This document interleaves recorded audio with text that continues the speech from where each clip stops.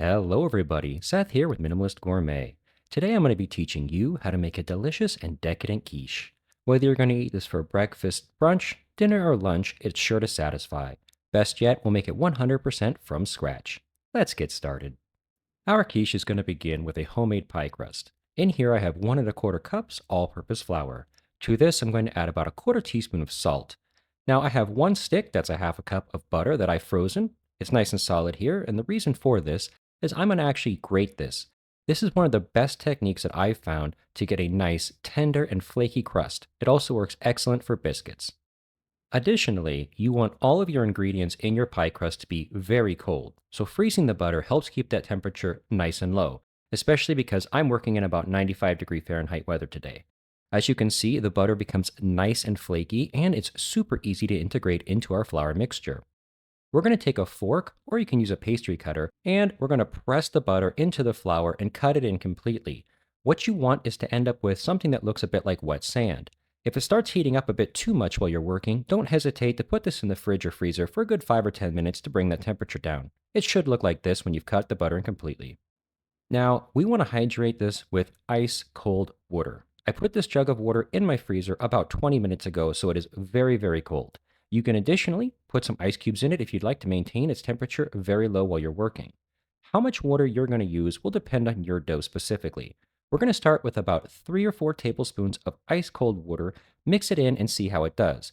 What we want is to notice that the dough is coming together very lightly and a bit shaggy looking, because we don't want to overhydrate it with too much water. So add a little bit, fold it in, take a look, and go from there.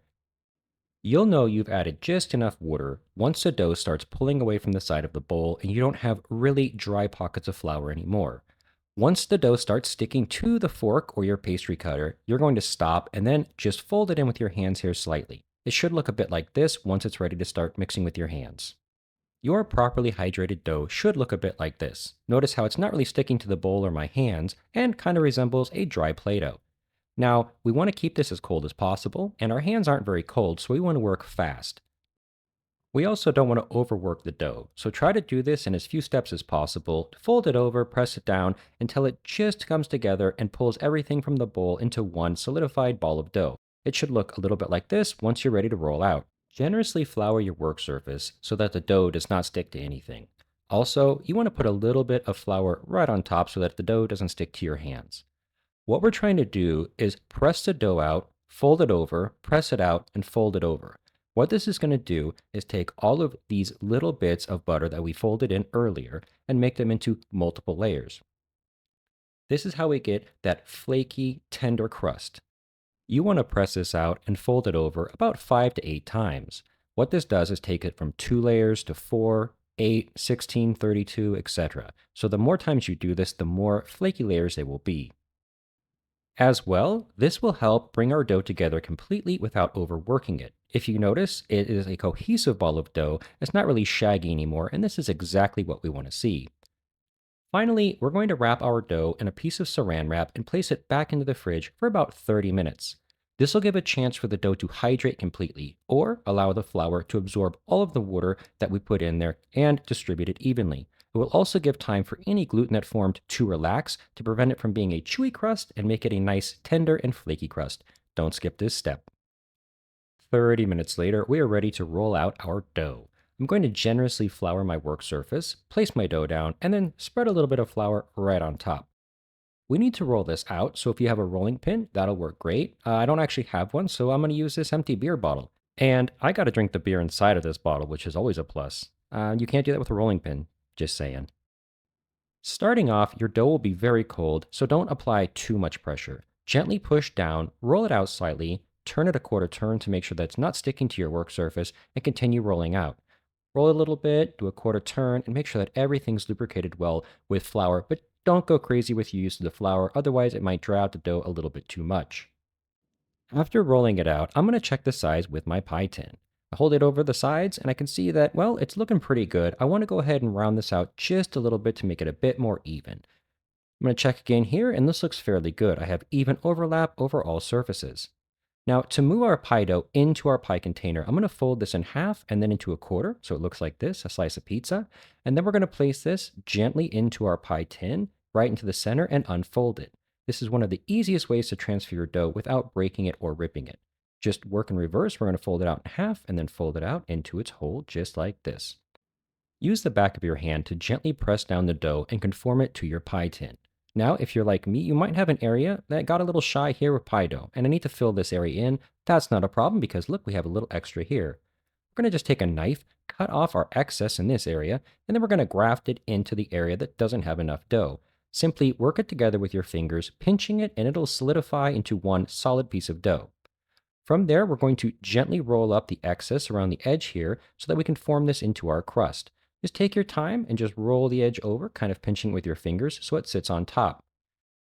To finish off the edge, you can take 3 fingers just like this and press the dough to make it slightly more decorative. If the dough is getting a little warm and sticks to your fingers, use a little bit of flour to lubricate them up so the dough doesn't stick. Finally, we need to dock the dough. This is simply a process of taking a fork and piercing the entire surface so that when we blind bake it, or bake it without anything in there, the steam can escape and it won't make this bubble up. We're going to blind bake this in a 400-degree preheated oven for about 12 minutes. By pre-baking it before putting in our quiche filling, it'll help keep the crust nice and tender and flaky without making it soggy. While our crust blind bakes, I'm going to prep up the filling. I'm going to begin by cracking 6 large eggs into a bowl and then mixing in 1 cup of heavy cream. If you want to make this dish a little lighter, you can certainly do half and half cream and milk, or you could do a whole cup of milk if you'd like. That's up to you. I'll be adding in salt, ground black pepper, and some garlic powder, but certainly add what you like. Some Italian herbs, cayenne, paprika, whatever sounds good to you, go ahead and customize this to your own tastes. That's why you cook at home, to make it exactly as you like it. With all your seasonings added, go ahead and mix everything very well. You want to make sure that all your eggs and cream are very well mixed up. Now let's take a look at the rest of our ingredients. Today I'll be using some broccoli, which I've cut into very small pieces. The reason I've cut them this small is because I didn't want to pre-cook them. I want them to cook inside the quiche. If you want to use pieces that are larger than this, you're probably going to have to par cook them in some boiling water before you put them inside of the quiche. So that is completely up to you. I'll be using ham that's pre-cooked, but you could use pre-cooked sausage, chorizo, ham, bacon. They all work fantastic.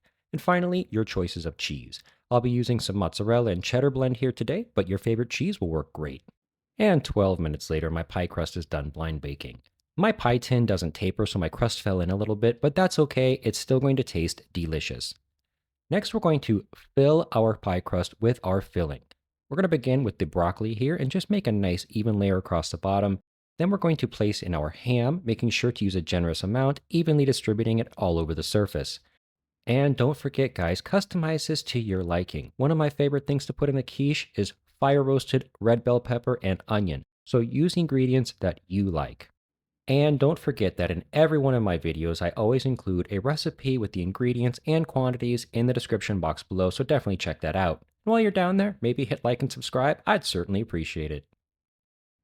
We're going to top this off with a generous dose of our favorite blend of cheese, and then finally we're going to pour in our egg mixture. Now, when pouring in the egg mixture here, be careful. You don't want to be too aggressive and push all of your ingredients out of the way. We took time to make sure that every bite has got a little bit of all the ingredients in it, so just take your time and slowly pour in your egg mixture.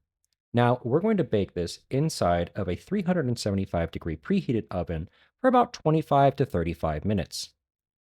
After 30 minutes in the oven, my quiche looked like this. You can tell it's done because when you jiggle it, the center might be a little bit jiggly, but it's not liquidy anymore. It should be a nice golden brown color across the entire surface. This looks good. Now, while it's still warm, I like to run a knife around the edge just to free up anything in case it's stuck. Now, let this sit at room temperature for about 10 or 15 minutes so it can cool down slightly. That way, when we cut it, it will stay together in a nice slice and not break apart. And by the way, this makes fantastic leftovers. I actually prefer it the next day. I just take a slice and put it in a preheated 350-degree oven for about 7 to 9 minutes. It comes out delicious and that crust is nice and crispy. Additionally, if you want to save a little time and energy, you can always use a store-bought pre-made crust and fill it with your homemade quiche filling. Don't worry, I'm not going to tell anybody and it'll still turn out amazing. And guys, it really is just that easy to make this delicious homemade quiche in your kitchen tonight. I want to thank each and every one of you for watching today. I really do appreciate your time, and I hope to see you all again here next week on the next episode of The Minimalist Gourmet.